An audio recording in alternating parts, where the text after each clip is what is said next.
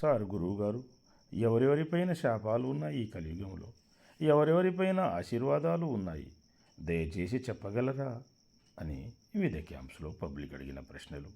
My dear people, friends, well wishers, supporters, దీనికి answer ఏమిటంటే, గత నెలలో మరియు డిసెంబర్ నెలలో యోగులు, ఋషులు, మహర్షులు, ఎక్స్పర్ట్సు, నీతిమంతుల శాపాలు, engineering chief administration wing irrigation department, వారికి సహకరించే సిబ్బంది సర్వీస్ మ్యాటర్స్లో, IAS secretaries irrigation staff irrigation department, వారికి సంబంధించిన సహకరించే స్టాఫ్, అలాగే రాజకీయ నాయకులు, కొందరు సీఎంస్, ఇరిగేషన్ మినిస్టర్స్, పాత వాళ్ళు, కొత్త వాళ్ళు, ప్రజెంట్ వాళ్ళు ఉన్నారు.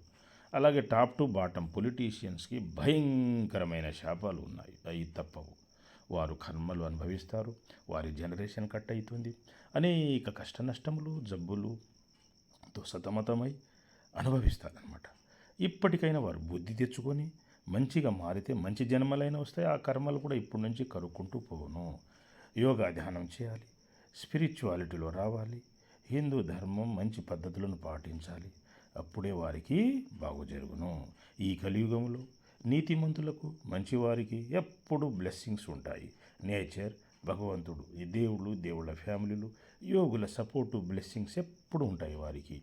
వీరికి మాత్రము తప్పదు. అలాగే కల్తీ చేసే వ్యాపారస్తులు కూడా శిక్షలు ఉన్నాయి, శాపాలు ఉన్నాయి, శిక్షలు ఉంటాయి.